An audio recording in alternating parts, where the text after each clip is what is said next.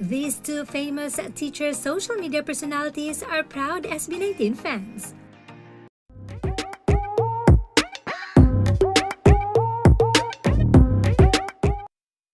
This Pinay English teacher in Taiwan with 1.5 million followers in Facebook and 613 followers in TikTok is a proud 18. She even shared that a Taiwanese student asked her about SB19.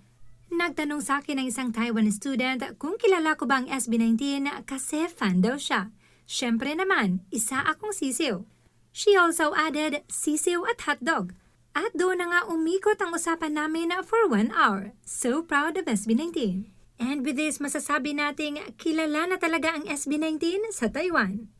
On the other hand, another famous teacher and social media personality with 1.8 million followers on Facebook and 896,000 followers on TikTok is a certified 18. Guys, time check, 2 a.m. na at di ako natutulog hanggang ngayon dahil kanina pa ako nanonood ng mga videos nila.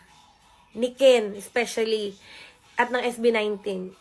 Feeling ko late na ako Feeling ko late na ako sa pagiging fan na ganito ng SB19. Though hindi ko naman sinasabing hindi ako fan. Hindi lang ako talaga invested. Alam mo yun, yung parang pinakikinggan ko yung mga kanta nila kasi sumisikat, uso, lalo na yung mapa. Ginagamit namin as graduation song. So, alam ko yung meaning. Nagamit ko na siya as background music sa mga videos ko. Pero hindi ako ganun ka-invested talaga sa grupo na to. Pero ngayon, ewan ko. Kanina ko pa siya pinanonood. Lalo na tong kinakanta niya yung Time. Uy, late na ako pero please welcome me to the fandom. Alam nyo, eto tingnan nyo. Unang sign na magiging invested na ako sa grupo na to. Umorder na ako ng pillow na mukha ni Ken. Grabe, ang galing. Ken, bias na kita agad-agad. Sorry, Pablo, Stel, Josh, Justin. I love... Guys, 12:30 p.m. na. Ngayon lang ako nagising kasi grabe. Napuyat ako sa SB19. Dapat manonood ako ng Netflix. Hindi ako nanood. Pinanood ko sila dito sa TikTok. Mga videos nila.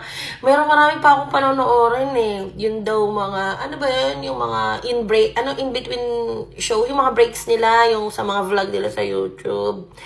Tapos ang dami ko natutunan. Yung, yung Zone.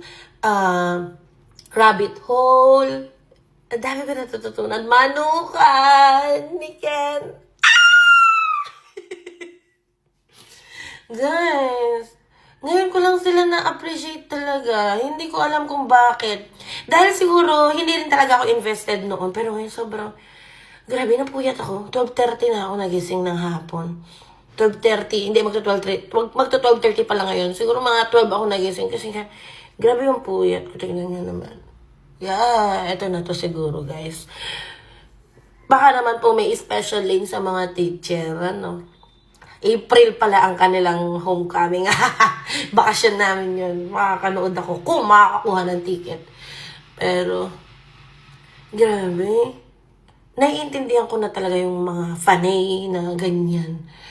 Oo na. Welcome to the zone. Welcome to the rabbit hole. Mahirap na makawala sa rabbit hole. Mapapanaginipan ko na sila niyan. Lalo na si Ken. I love you, Ken.